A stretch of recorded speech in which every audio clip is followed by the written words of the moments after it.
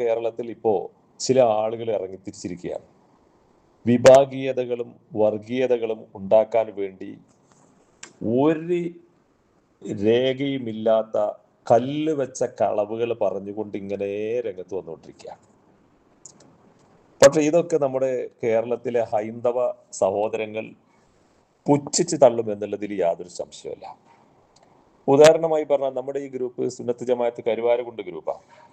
ഈ കരുവാരകുണ്ടുകാരായ നമ്മെ സംബന്ധിച്ചിടത്തോളം നമുക്കറിയാം, നമ്മളൊക്കെ ജനിച്ച് ഇന്ന് വരെ നമ്മുടെ കരുവാരകുണ്ടിലെ ഏതെങ്കിലും ഒരു അമുസ്ലിം, ഒരു ഹിന്ദുവോ ഒരു ക്രൈസ്തവനോ ആരെങ്കിലും നമ്മൾ മുസ്ലിങ്ങളായതിന്റെ പേരിൽ നമ്മെ ആക്രമിക്കുകയോ നമ്മുടെ എന്തെങ്കിലും നമുക്ക് കിട്ടാനുള്ള അവകാശം അവര് പിടിച്ചെടുക്കുകയോ ചെയ്തതായി നമുക്ക് ആർക്കും ഓർമ്മയില്ല.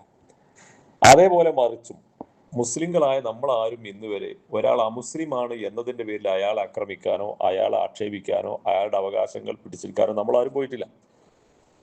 മാത്രമല്ല, അങ്ങനെ ഒരു പരാതി നമ്മുടെ നാട്ടിലെ കരുവാരകുണ്ടിലെ ഒരു അമുസ്ലിമിനും അതുപോലെ ഒരു മുസ്ലിമിനും ഇടയിൽ അങ്ങനെ ഒരു പരാതി ഇന്ന് വരെ നമ്മൾ കേട്ടിട്ടില്ല. നമ്മുടെ പോലീസ് സ്റ്റേഷനുകളിലും അങ്ങനത്തെ ഒരു പ്രശ്നമേ ഇല്ല. ഇത് കരുവാരകുണ്ടിന്റെ ഒരു അനുഭവമാണെങ്കിൽ അതിന് തൊട്ടടുത്തുള്ള എടപ്പറ്റ പഞ്ചായത്തും മേലാറ്റൂർ പഞ്ചായത്തും അവിടുന്ന് അങ്ങോട്ട് കാസർഗോഡ് മുതൽ കന്യാകുമാരി വരെയുള്ള മുഴുവൻ മേഖലകളിലും ഈ കഴിഞ്ഞ കാലങ്ങളിലൊന്നും മുസ്ലിങ്ങളോ അമുസ്ലിങ്ങളോ മുസ്ലിം ആയതിന്റെ പേരിൽ അതല്ലെങ്കിൽ അമുസ്ലിം ആയതിന്റെ പേരിൽ മറ്റുള്ളവരുടെ അവകാശങ്ങൾ ധ്വംസിക്കുന്ന ഒരു പരിപാടിയും നടന്നിട്ടില്ല എന്നതുള്ളതിന് കേരളം സാക്ഷിയാണ്. അപ്പൊ ഈ ഒരു വസ്തുത ഉണ്ടാകുമ്പോൾ ഈ ഇന്ന് ഉറഞ്ഞു തുള്ളുന്ന വർഗീയത ഉണ്ടാക്കാനും മുസ്ലിം അമുസ്ലിം സഹോദരങ്ങൾക്കിടയിൽ വേർതിരിവുണ്ടാക്കാനും വേണ്ടി ശ്രമിക്കുന്ന ആളുകൾ അവര് പൊട്ടിക്കുന്ന വെടികളെല്ലാം വെറും നനഞ്ഞ പടക്കമായിട്ടേ പോകൂ എന്നാണ് നമ്മൾ മനസ്സിലാക്കേണ്ടത്. അതിനനുസരിച്ച് നമ്മൾ ഉയരേണ്ടതുമാണ് ഇത്തരം വിഷയങ്ങളെ വിലയിരുത്തുമ്പോൾ. ഇപ്പൊ എൻ്റെയൊക്കെ ചെറുപ്രായത്തിൽ എനിക്കറിയാം, നമ്മൾ കൂടുതൽ നാട്ടിലുണ്ടായിരുന്ന ചെറുപ്രായത്തിലാണ്. സ്കൂൾ വിദ്യാഭ്യാസം കഴിഞ്ഞതിന് ശേഷം പിന്നെ നമ്മുടെ നാട്ടിൽ നിന്ന് പുറത്താണ് കൂടുതലുണ്ടായിരുന്നത്.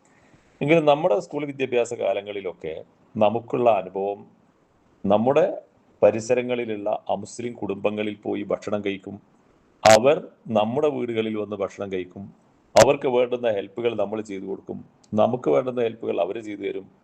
എനിക്ക് ഇപ്പോഴും ഓർമ്മയുണ്ട്, മേലാറ്റൂരിൽ നിന്ന് മൺകലമുണ്ടാക്കിയിട്ട് വലിയ കൊട്ടയിലാക്കിയിട്ട് അത് ഏറ്റി വിൽപ്പന നടത്തുന്ന സ്ത്രീകളും അവരുടെ ഭർത്താക്കന്മാരും ഒക്കെ ഇങ്ങനെ കൂട്ടമായിട്ട് വരും നമ്മുടെ ഭാഗത്തു കൂടെയൊക്കെ.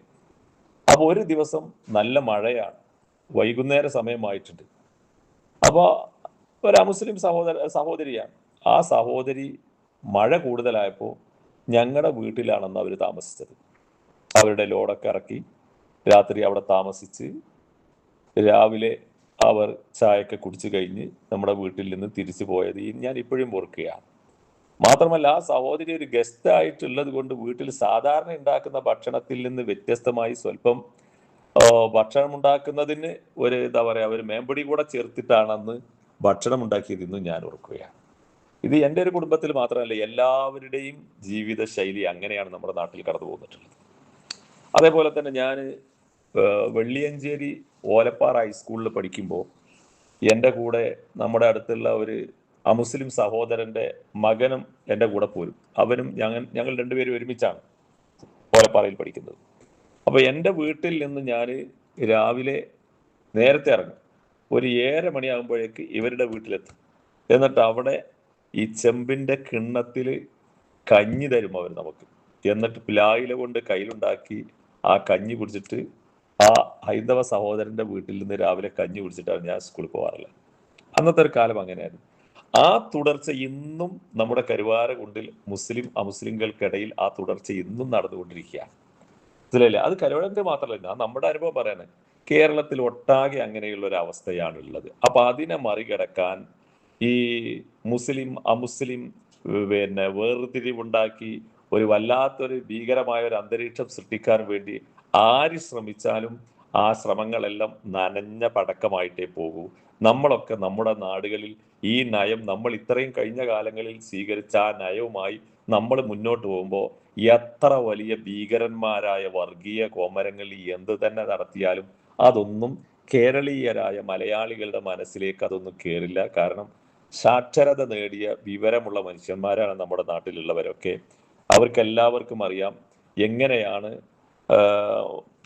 വ്യത്യസ്തരായ മതങ്ങൾ എങ്ങനെയാണ് ജീവിച്ചു പോവേണ്ടത് എന്ന് നന്നായി അറിയുന്ന ആളുകളാണ്. പക്ഷെ നമ്മൾ ശ്രദ്ധിക്കേണ്ടത് നമ്മുടെ കഴിഞ്ഞ കാല പാരമ്പര്യം നിലനിർത്തി മുന്നോട്ട് പോകുന്നതിൽ നമ്മൾ വിജയിക്കുകയാണ് വേണ്ടത്. ഇത്തരം പരാമർശങ്ങളൊക്കെ കേൾക്കുമ്പോൾ നമ്മൾ അത് വെറും ചവറ്റുകൊട്ടയിലേക്ക് എറിയുകയാണ് വേണ്ടത്. എന്താ പറയാ, ഒരു കാതിലൂടെ കേട്ടത് മറുകാതിലൂടെ പുറത്തു തള്ളുക എന്ന് പറഞ്ഞ പോലെ. അതുപോലെ ഇപ്പോൾ അതും അല്ലെങ്കിൽ നമ്മുടെ പഴയ കാരണന്മാർ പറയും പോലെ ഹംക്ക് വാക്ക് ചെവിക്ക് പുറത്ത് എന്ന് പറഞ്ഞതുപോലെ തള്ളിക്കളയുകയാണ് വേണ്ടത് എന്ന് ഉണർത്തുകയാണ്. റബ്ബ് അനുഗ്രഹിക്കട്ടെ. അസ്സലാമു അലൈക്കും.